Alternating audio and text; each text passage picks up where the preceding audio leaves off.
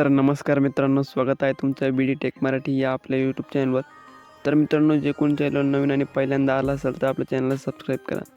तर मित्रांनो, आजच्या व्हिडिओमध्ये मी तुम्हाला सांगणार आहे, जर मित्रांनो तुम्ही इंस्टाग्रामवर वापरत असाल आणि तुम्ही काही दिवसभर इंस्टाग्राम पाहत असाल आणि तुमचं जे ऑनलाईन दिसतं स्टेटस ते ऑफलाईन करायचं असेल, ते कसं करायचं ते मी आजच्या व्हिडिओमध्ये तुम्हाला सांगणार आहे.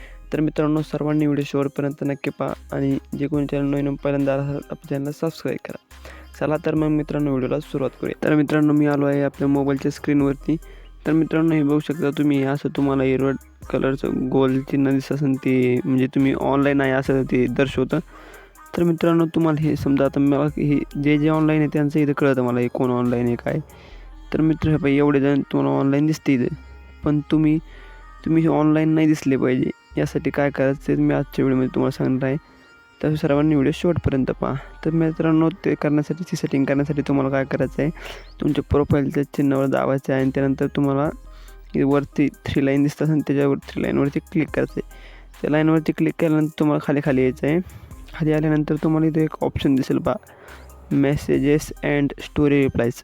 मेसेजेस अँड स्टोरी रिप्लायज जो ऑप्शन आहे त्यावरती तुम्हाला क्लिक करायचं आहे. त्यावरती क्लिक केल्यानंतर तुम्हाला मित्रांनो खाली इथं तुम्हाला दिसत असेल पहा, show activity status. Show activity status जे नाव दिसतं त्यावरती क्लिक करायचं आहे.